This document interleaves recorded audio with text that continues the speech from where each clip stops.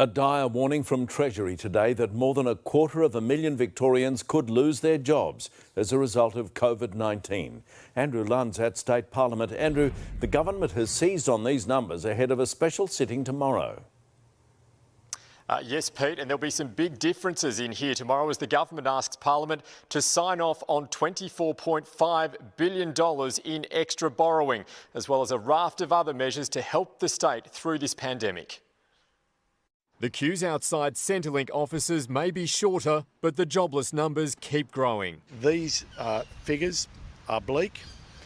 They're quite frankly quite catastrophic. But let's not sugarcoat it. We are in for difficult times. Treasury figures suggest Victoria's unemployment rate could more than double to 11% by the end of the year, with job losses peaking around 270,000 in the September quarter.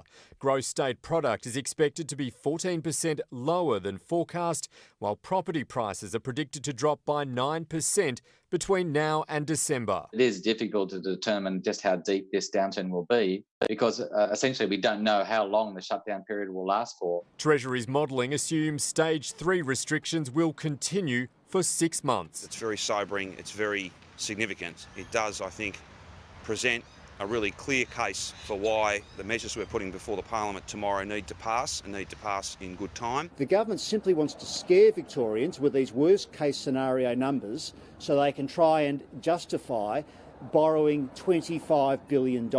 A planned increase in the landfill levy has been deferred until January next year, while the government's flagged the prospect of increased spending on road, rail, school and hospital projects. We're not giving up on one job. And with jobs a top priority, the Treasurer's confirmed Victoria considered a $500 million rescue package for Virgin Australia that would have shifted some of the airline's operations to Avalon, but it was deemed too risky. The capacity to fly, the load factors are all dependent upon federal government policy around the aviation industry, so it was something that we couldn't control.